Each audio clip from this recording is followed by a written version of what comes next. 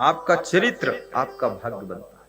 जैसे अभी देख रहे हैं आप कि श्रद्धा का मर्डर हो गया, कोई श्रद्धा थी उसका मर्डर हुआ, और कोई थी एक अभी जिसके 35 टुकड़े हुए, उसका नाम भूल गया है, वही श्रद्धा है। चलो श्रद्धा के 35 टुकड़े हुए। अब लोग सोचते हैं इसमें श्रद्धा की भी गलती है। अनावश्यक किसी के रूप सौंदर्य में मोहित होकर अपना घर छोड़कर उसके साथ भाग जाना, लव मैरिज करना और खेत में मैरिज कर लेना, पेड़ के ऊपर चढ़ के मैरिज कर लेना तो 35 टुकड़े होंगे, 75 भी हो सकते हैं। भाई गलती तो अपनी भी है, दोष है ना, क्यों उधर गई? फिर ये श्रद्धा के 35 टुकड़े सुनने के बाद भी क्या बाकी जो श्रद्धा बची है वो संभल जाएंगी? बिल्कुल नहीं संभलेगी। वो सब वही बात, एक कुत्ता सड़क पर ट्रक के नीचे कुचल कर मर गया तो बाकी कुत्ते क्या सीख लेते हैं कि उधर नहीं जाना? वो सब फिर उसी में घुसते। विवेक करो, कोई बाल बांका नहीं कर सकता है। शरीर के 35 टुकड़े तो अलग हैं, तुम्हारे एक बाल के टुकड़े कोई नहीं कर सकता है। अगर आपने अपने चरित्र को अच्छा संभाल लिया है, संयम नियम के पथ को अपना लिया है, कोई छू नहीं सकता आपको। जय जय जय। इसलिए बेटियों से मैं निवेदन करूंगा, तुम इस मॉडल की श्रद्धा मत बनना। तुम तो ऐसी श्रद्धा भक्ति बनो। शिवरी पंपा सरोवर के किनारे कुटिया बनाकर रहती थी, कोई छू नहीं सका था उसे।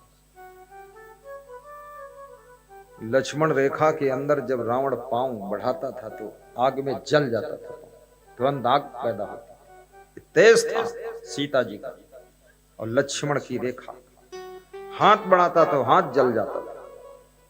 लेकिन जब उस रेखा से सीता जी बाहर आ गई तो फट से रावण ने पकड़ लिया, उठा लिया। याद रखना, नियम संयम की रेखा के अंदर जब तक आप हैं, कोई आपको छू नहीं सकता, वो भस्म हो जाएगा। यही लक्ष्मण रेखा है, मर्यादा की रेखा में जब तक आप हैं, कोई कुछ नहीं। टुकड़ा तो करना अलग है, वो खाक हो जाएगा। सभी बेटियों से मैं कहूंगा,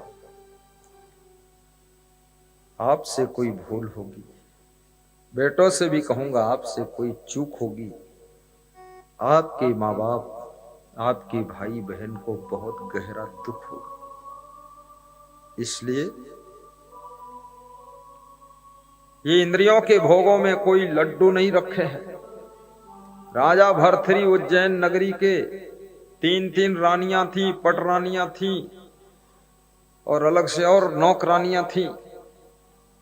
उसके बाद भी सुख नहीं मिला, तब उन्होंने भक्ति का मार्ग पकड़ा था, साधु बन गए, कमंडल लेकर निकले थे। ये इंद्रियों के भोगों में सुख नहीं है, ये पक्का विश्वास कर लेना। अभी बॉम्बे की एक माता जी कह रही थी, ये चमड़ी के भोगों में कोई सुख नहीं, इसमें अज्ञानता, बस फंस गए तो फंस गए, नहीं तो सुख अगर है तो केवल भक्ति भजन में ही सुख रखा है। धिक्कार है उन बेटों को, बेटियों को, जिस मां ने उनको गर्भ में, पेट में 9 महीने रखा है और अपने आंचल का दूध पिलाया है। धिक्कार है वह बच्चे, मक्कार है वह बच्चे जो माँ को घर में भी नहीं रख पाते हैं। जिंदगी उन्हीं का बनाया हुआ घर, उन्हीं का बनाया हुआ बेटा अपने माँ बाप को उन्हीं के घर में नहीं रख पाता है और वृद्धाश्रम में छोड़ के आता है। शर्म नहीं लगती है? जिन्होंने पेट में रखा था तो कम से कम घर में तो रख लो उनको। बचपन में जब तुम भाई भाई लड़ते हो तो माँ की धोती पकड़कर, पल्लो पकड़कर खींचते हो और कहते हो ये माँ मेरी है, माँ मेरी है, माँ मेरी है। और जब जवानी में तुम लड़ते हो तब कहते हो माँ तेरी है, माँ तेरी है, माँ तेरी है। जब कभी भाई भाई में बंटवारा होने लगे तो सबसे पहले हिस्से में अपने माँ बाप को ले लेना, उससे उनका प्रारब्ध, उनका भाग्य भी तुम्हारे साथ जुड़ जाएगा। और उनकी सेवा कर लेना। और सेवा वही कर सकता है जो गम खा सकता है, सेवा वही कर सकता जिसके पास सहनशीलता है, सेवा वही कर सकता जिसके पास उदारता है, सेवा वही कर सकता जिसके दिल में कोमलता है, सेवा वही कर सकता है जो प्रेम और प्यार का सागर होता है, सेवा करता है।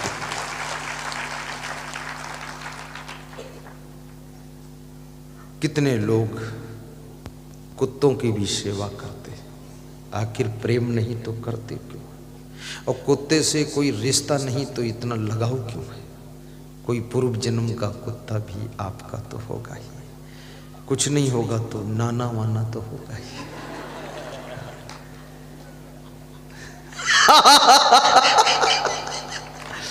मैं देखता हूं लोगों को, मैं मना नहीं करता हूं कि कुत्ते से प्रेम न करो, खूब करो। मैं मना कर दूं तो कुत्ते भी दुखी होंगे कि असंग देव तुम्हारा गूना आना हमारे लिए महंगा पड़ता है। मैं तो कहता हूं कुत्ते से भी करो, बिल्ली से भी करो, लेकिन क्या तुम्हारे माँ बाप कुत्ते और बिल्ली से गए गुजरे हैं? उनसे तो 1000 गुना ज्यादा प्रेम करो और उनसे स्नेह रखो, तब जीवन धन्य होगा। लेकिन याद रखना, किस कुत्ते से लोग प्रेम करते हैं? जो कुत्ता प्रेम करने वाले को काटता नहीं है। किस कुत्ते बिल्ली की सेवा करते लोग? जो कुत्ता बिल्ली पालन पोषण करने वाले को काटता नहीं है, वो भी प्रेम करता है। तो मैं माँ बाप से भी कहूँगा, अपने बेटे बहू को कम से कम वाणी से काटना मत, उनको भी थोड़ा प्रेम रखना। प्रेम करने वालों को ही प्रेम मिलता है। माँ बाप को भी थोड़ा कलाकार होना चाहिए कि कभी कभी अपने घर में बोला करो कि मेरी बहू लक्ष्मी का रूप है, मेरा बेटा बहुत अच्छा है। क्योंकि प्रशंसा के 2 शब्द लोग सुनना ही चाहते हैं, और इस दुनिया के अंदर प्रशंसा करने वाले बहुत कम लोग हैं। जो भोजन खाते हो ना, कभी कभी भोजन बनाने वालों को भी धन्यवाद दे दिया करो, कह दिया करो भोजन बहुत अच्छा बना है। क्योंकि भोजन बनाना भी कोई छोटी मोटी बात नहीं है, बहुत बड़ी बात है। किचन को संभालना एक साधना ही है, वहाँ रसायन विज्ञान है, सब रसपूर्ण चीजें बनती है वहाँ। प्रेम भाव से न बनाया जाए तो भोजन बिगड़ जाएगा। बनाने वालों को भी धन्यवाद दो। एक स्त्री 20 वर्ष से भोजन बनाती थी और प्रेम से सबको परोस कर खिलाती थी। घर के सब लोग चुपचाप खा लेते थे और हाथ धोकर निकल जाते थे, कुछ बोलते नहीं थे। तो उस स्त्री ने सोचा, ये घर के लोगों को पता नहीं चलता है कि भोजन किस क्वालिटी का है, आखिर कुछ कभी तो बोलना चाहिए, अच्छा है क्या है। तो उसने एक दिन सबकी थाली में भूसा परोस दिया।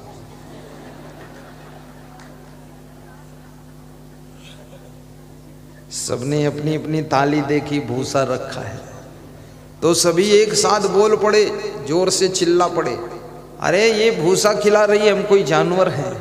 बोले आज पता चल गया तुम आदमी हो, इंसान। अभी तक जानवर की तरह खा के निकल जाते थे, क्योंकि जानवर खाने के बाद कुछ नहीं बोलता, धन्यवाद नहीं देता। अब मालूम हो गया कि तुम इंसान हो, जानवर नहीं। बोले क्या हुआ?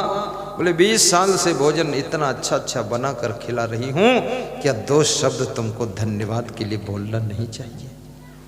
उस दिन से घर के लोगों को ज्ञान हो गया कि अच्छा करने वालों को कभी कभी धन्यवाद भी देना चाहिए। हो धन्यवाद। और अच्छा करने वालों को भी एक बात ख्याल रखना चाहिए, कभी आपके कार्य में कुछ सुधार संशोधन के लिए कोई बताता है तो आपको नाराज नहीं होना चाहिए। ये नहीं सोचना चाहिए कि रोज नोक झोंक निकालते हैं। यदि आपके कार्य का संशोधन करने के लिए कोई व्यक्ति मार्गदर्शन करता है, डायरेक्शन करता है, तो कार्य करने वालों को उसको धन्यवाद देना चाहिए, क्योंकि हमारे कार्यों की जो नुक्स है, कमी है, वो दूर हो जाएगी